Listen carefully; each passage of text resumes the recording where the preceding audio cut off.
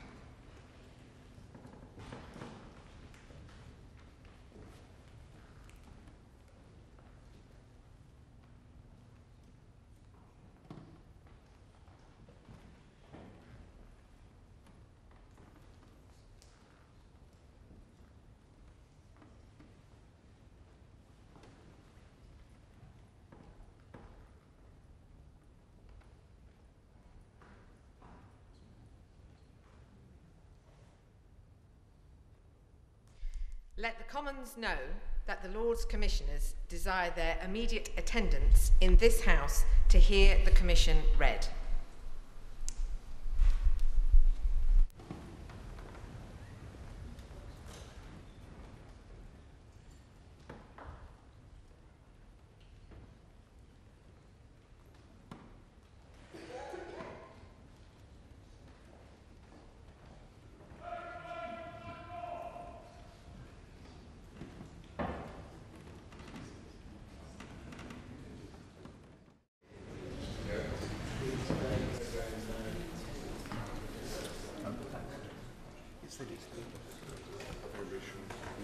I don't think we should send it anyway.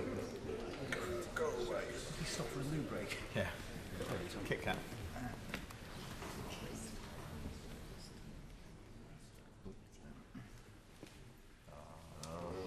Come on. Appropriate dress. Much better than Mother Patlin. Yeah. Much better. Well, it's not difficult, is it?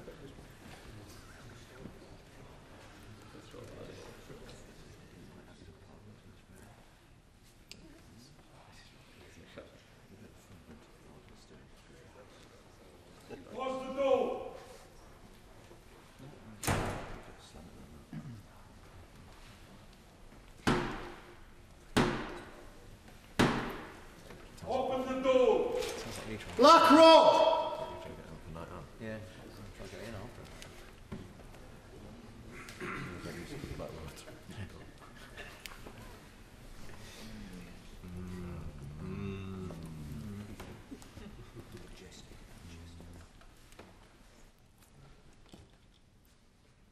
Mr. Speaker, the Lords who are authorised by virtue of Her Majesty's Commission to declare Her Royal Assent to acts passed by this Parliament, by both Houses, and who are authorised to declare the prorogation of Parliament, require the presence of this Honourable House in the House of Peers.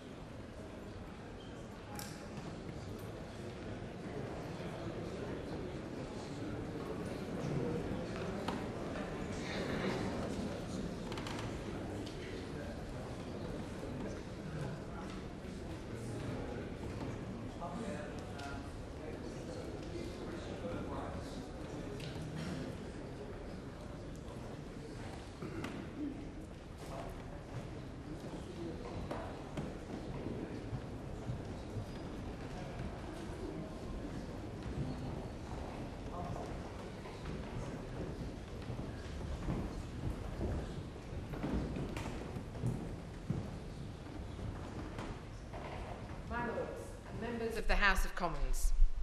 Her Majesty, not thinking fit personally to be present here at this time, has been pleased to cause a commission to be issued under the Great Seal and thereby given her royal assent to diverse acts, the titles whereof are particularly mentioned, and by the said commission has commanded us to declare and notify her royal assent to the said several acts in the presence of you, the Lords and Commons assembled for that purpose, and has also assigned to us, and the Lords directed, full power and authority in Her Majesty's name to prorogue this present Parliament, which commission you will now hear read.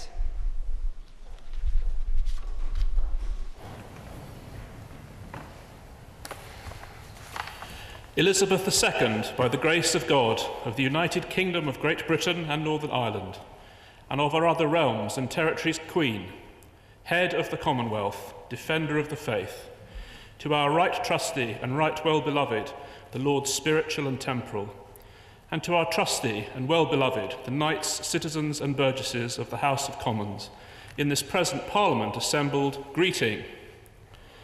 Forasmuch as in our said Parliament diverse acts have been agreed upon by you, our loving subjects, the Lords spiritual and temporal, and the Commons, the short titles of which are set forth in the schedule hereto. But the said acts are not of force and effect in the law without our royal assent. And forasmuch as we cannot at this time be present in the higher house of our said Parliament, being the accustomed place for giving our royal assent to such acts as have been agreed upon by you, our said subjects, the Lords and Commons, we have therefore caused these our letters patent to be made, and have signed them, and by them do give our royal assent to the said acts, willing that the said acts shall be of the same strength, force, and effect as if we had been personally present in the said higher house, and had publicly and in the presence of you all assented to the same. Commanding also our well-beloved and faithful counsellor, Michael Andrew Gove, Chancellor of Great Britain, to seal these our letters with the great seal of our realm, and also commanding the most reverend Father in God, our faithful counsellor, Justin Portal, Archbishop of Canterbury, Primate of all England and Metropolitan, our well-beloved and faithful counsellors, Michael Andrew Gove, Chancellor of Great Britain, Frances Gertrude Clare, Baroness de Souza, Lord Speaker, Tina Wendy, Baroness Stowell of Beeston, Lord Privy Seal, James Arthur David, Lord Hope of Craighead,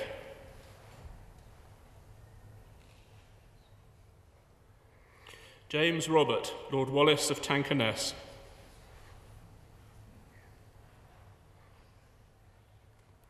Angela Evans, Baroness Smith of Basildon, or any three or more of them, to declare this our royal assent in the said higher house, in the presence of you, the said Lords and Commons, and the Clerk of our Parliaments to endorse the said acts in our name, as is requisite, and to record these our letters patent and the said acts in manner accustomed. And we do declare that after this our royal assent, given and declared as is aforesaid, then and immediately the said acts shall be taken and accepted as good and perfect acts of Parliament, and be put in due execution accordingly.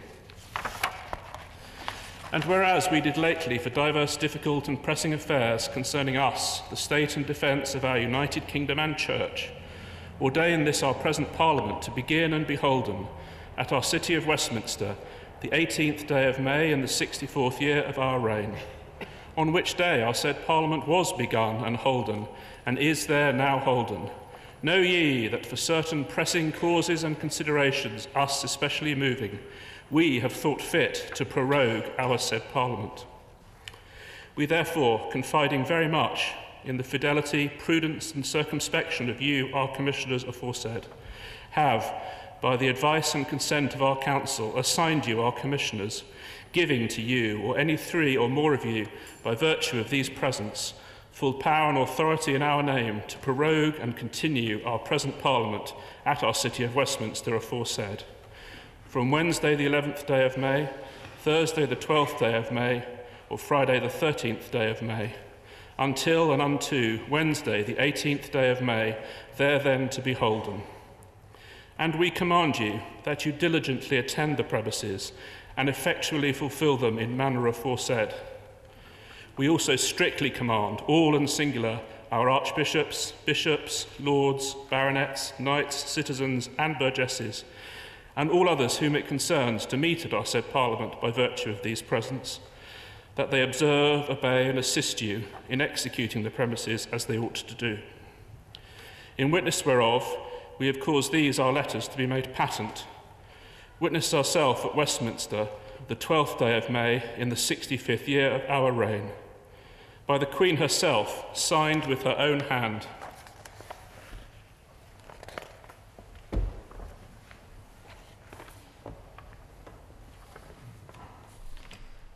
In obedience to Her Majesty's commands, and by virtue of the commission which has been now read, we do declare and notify to you, the Lords Spiritual and Temporal and Commons in Parliament assembled, that Her Majesty has given her royal assent to the several acts in the commission mentioned, and the clerks are required to pass the same in the usual form and words.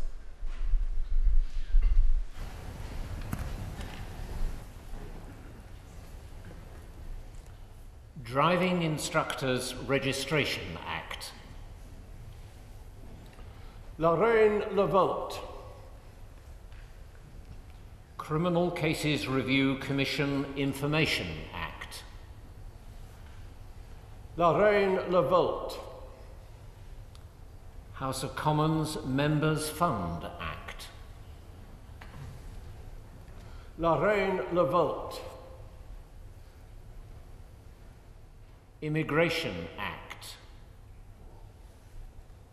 Lorraine Levolt. Energy Act. Lorraine Levolt. Armed Forces Act. Lorraine Levolt.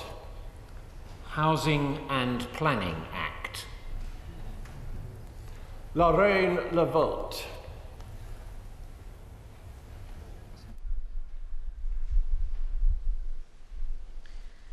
My Lords and members of the House of Commons, we are commanded to deliver to you Her Majesty's speech in Her Majesty's own words.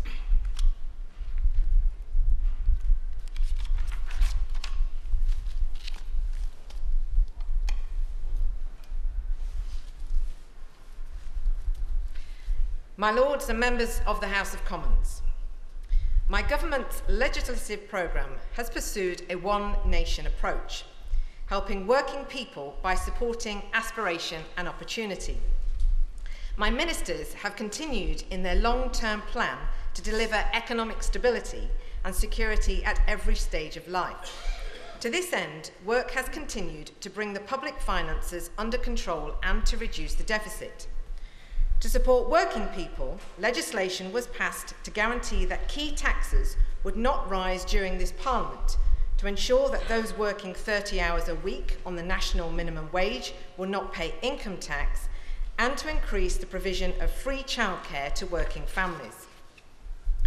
To support aspiration and opportunity, legislation was passed to grant housing association tenants the right to own their home. My ministers have pursued policies to reform the welfare system to modernise and deliver equity to taxpayers, including measures to cap welfare payments. In the first year of this Parliament, my ministers have driven forward important constitutional reforms. Landmark legislation was enacted to enable a referendum on membership of the European Union to be held later this year. My government has sought to develop a productive working relationship with the devolved administrations. In relation to Scotland, legislation was passed to implement the recommendations of the Smith Commission, devolving substantial new powers to the Scottish Parliament. A draft bill was published setting out a new framework for devolution in Wales in accordance with the St David's Day Agreement. Legislation was enacted to implement the Fresh Start Agreement and reform the welfare system in Northern Ireland. With regard to England, groundbreaking legislation was passed which will allow significant powers to be devolved to directly elected mayors, helping to create a northern powerhouse. In the House of Commons, changes have been implemented to create fairer procedures to ensure that decisions affecting England or England and Wales can only be taken with the consent of the majority of members of Parliament representing constituencies in those parts of our United Kingdom. Modernising the public services continues to be a priority for my ministers. Newly enacted legislation will deliver transparency to the way in which trade unions operate and will protect essential public services from strike action. Legislation was passed to improve schools, with new powers to turn around failing and coasting schools and create more academies. This legislation also made provision to establish regional adoption agencies in England to ensure every child can be provided with a stable home. It has been a key priority for my government to achieve a strong, sustainable and balanced economy where the benefits are more evenly shared across the country and between industries. New legislation passed in this session will ensure that the Bank of England is well equipped to fulfil its vital role of overseeing monetary policy and financial stability. A Small Business Commissioner was established in statute to help small businesses compete and grow. Legislation was also passed to ease the regulatory burden on businesses. To help build a modern competitive workforce, the Institute for Apprenticeships was established as part of the drive to create 3 million high-quality apprenticeships. In recognition of the vital role charities play, legislation was passed to give the Charity Commission new powers to protect the integrity of such bodies by preventing abuses of charitable status. The defence of the realm is an utmost priority for my government. In this session, legislation has been passed to support our gallant armed forces. My ministers will continue with legislation to provide a new framework to govern the use and oversight of investigatory powers by law enforcement and the security and intelligence agencies. My ministers have pursued policies to reform the criminal justice system, including new legislation to improve the integrity and effectiveness of the police and a comprehensive new framework to ban the new generation of psychoactive substances. The new Immigration Act will provide powers to tackle illegal working and the exploitation of workers and make it easier to deport those with no legal right to remain. The Duke of Edinburgh and I were pleased to welcome His Excellency the President of the People's Republic of China and Madame Peng in October, during whose visit my government launched a new partnership with China. We enjoyed our 5th state visit to Germany in June and our visit to Malta in November for the Commonwealth Heads of Government meeting.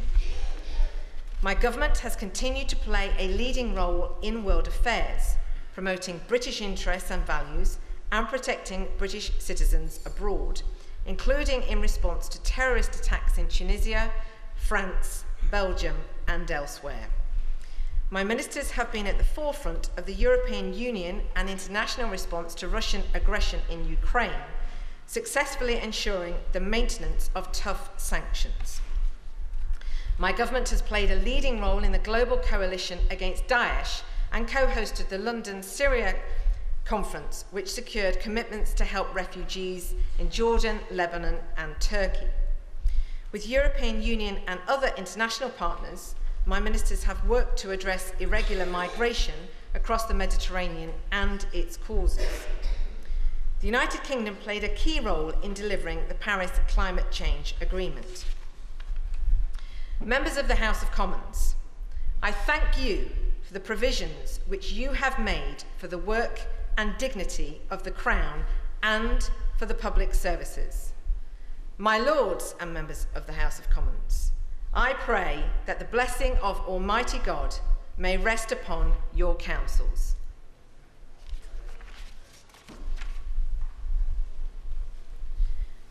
My Lords and members of the House of Commons, by virtue of Her Majesty's Commission, which has now been read, we do, in Her Majesty's name and in obedience to Her Majesty's commands, prorogue this Parliament to the 18th day of May, to be then here holden, and this Parliament is accordingly prorogued to Wednesday, the 18th day of May.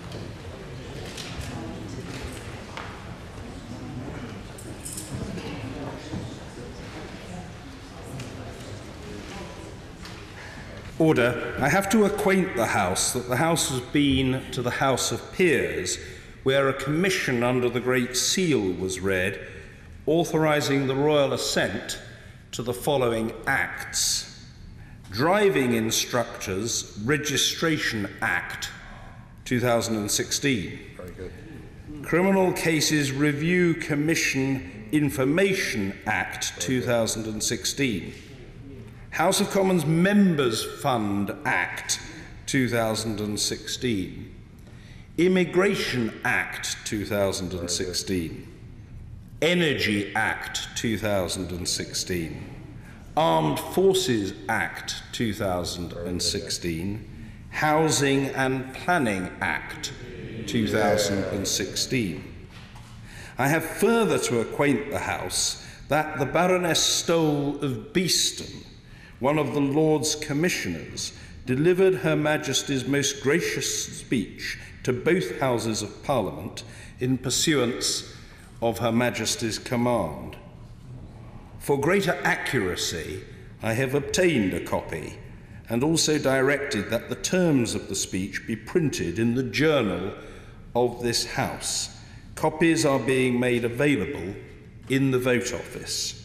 The Commission was also for proroguing this present Parliament, and she said, "My Lords and members of the House of Commons, by virtue of Her Majesty's Commission, which has now been read, we do, in Her Majesty's name and in obedience to Her Majesty's commands, prorogue this Parliament to Wednesday, the 18th day of May, to be then here holden, and this Parliament is accordingly prorogued to Wednesday, the 18th day of May.